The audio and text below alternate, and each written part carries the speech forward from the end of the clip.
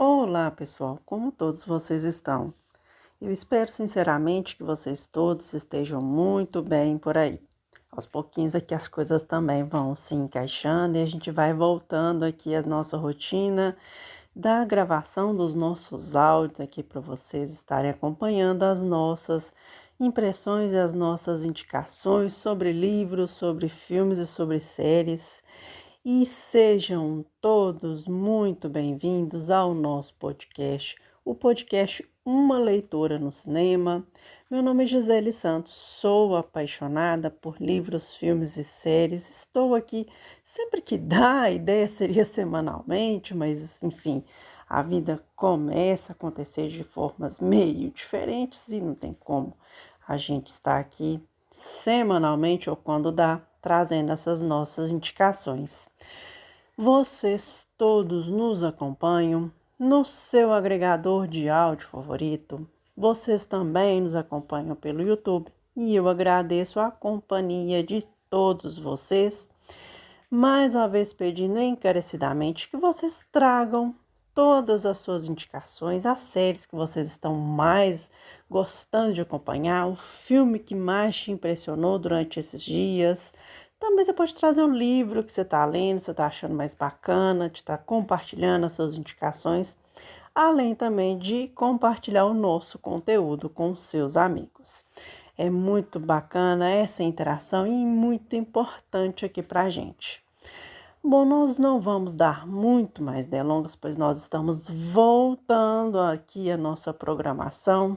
Às vezes vai dar umas pausas, mas é isso mesmo. Ao nosso Revivendo Séries. Vocês estão lembrados que a gente está acompanhando aí uma série aí. E assim, aos poucos a gente vai voltando ao normal aqui com as nossas gravações. Então, hoje é dia de nós falarmos da nossa quarta temporada da série The Blacklist, A Lista Negra, que a gente está acompanhando.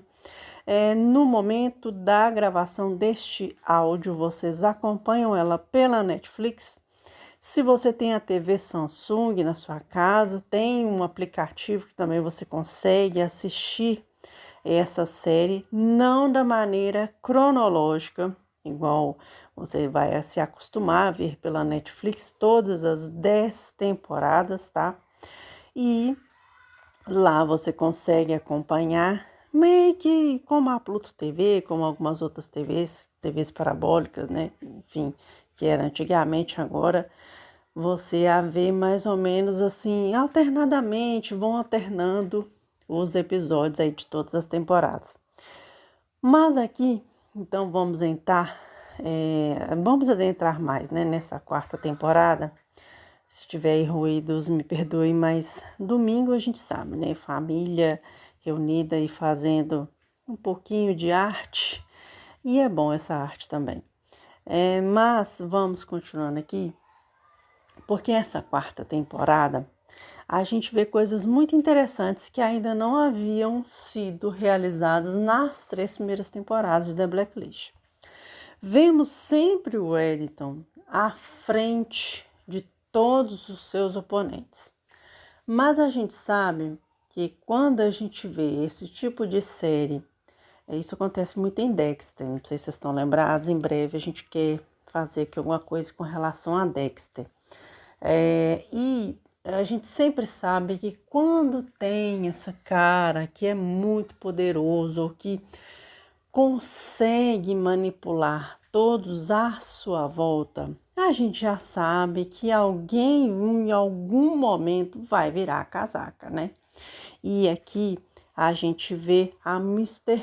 Kafka fazendo isso, o Kaplan, na verdade, que é o nome da personagem. Então, aos poucos, a gente vai entendendo que existiam algumas coisas que ela fez que meio que prejudicou o Eddington. Ele meio que sacou isso tudo e acabou tentando eliminá-la durante a temporada, mas que não surtiu o efeito necessário. E aí ela conseguiu voltar e foi aos poucos eliminando toda a resistência que o Eddington tinha. Desses todos os anos aí, infiltrando-se em um lugar e outro, eliminando os seus rivais ali, os seus The Blacklists, né? E ela, como era a pessoa responsável por limpar toda a bagunça, ela estava literalmente com o Reddington na mão o tempo todo. Ele só não imaginava que ela iria ser a, digamos, inimiga que ele não precisava que ela fosse, né? Digamos assim. E outro ponto que a gente vê durante toda a temporada, além dessa questão envolvendo a Mr. Kaplan, a gente vê que essa questão novamente sobre a paternidade da Kim é algo que vai mexer bastante durante a maior parte da série. Algumas coisas envolvendo os outros personagens, por exemplo, a gente vê muito o relacionamento da Samar com o Aram realmente saindo do papel, né? Digamos assim, a gente viu ali ele tentando conquistar ela durante as outras temporadas, e agora finalmente ele conseguindo, né, efetivar isso. Tem também a questão que o Wesley tentando obter algumas informações acaba matando ali a gente ali do estado de maneira desnecessária, mas enfim, acabou acontecendo. E durante toda a temporada, então, a gente vê muito mais essa questão da paternidade da Kim, quem que era realmente o pai da Kim, se era realmente o Reddington ou se era esse outro sequestrador ali que acabou sequestrando ela no final, né, da temporada passada. E durante essa temporada atual ele continua tentando ali meio que tentar convencê-la de que ela era filha dele, mas a gente vai vendo e entendendo que na verdade os planos dele eram outros e outras coisas também vão acontecendo durante essa temporada. E além de tudo isso, a gente vai vendo com essa questão do sequestro da Kim e toda essa questão envolvendo a paternidade dela, a gente vai vendo esses flashes do período em que a Catarina era a mãe ali da Kim, continuando ali tendo essa vida com ela. A gente começa a descobrir algumas outras relações do passado da Catarina. Também a gente vai vendo com relação ao Kirk, quem que ele era, também com relação ao Reddington, como que isso tudo vai se encaixando e onde a Kaplan estava inserida dentro de toda essa situação. Então, para mim, essa temporada de The Blacklist é uma temporada em que a gente vai começando a ver o castelo de fantasia que o Reddington planejou para tentar se proteger, se camuflar durante toda a sua jornada ali de criminoso, né? Depois que ele acabou saindo da parte governamental, ele acabou sendo esse criminoso que ele acabou se tornando, né? E um dos principais fugitivos do FBI até aquele momento em que ele foi preso e que a gente viu lá no início da temporada, né? Da primeira temporada. E quais eram essas ideias do Reddington com relação à Kim, o que ele realmente queria com ela. Então, essa temporada você meio que vai desenhando um ponto que lá na frente, quando a gente vai vendo lá pelas últimas temporadas, a gente vai entendendo aonde cada ponto dessa métrica se encaixa, sabe? Para mim, eu acho que é uma das temporadas mais importantes que existe.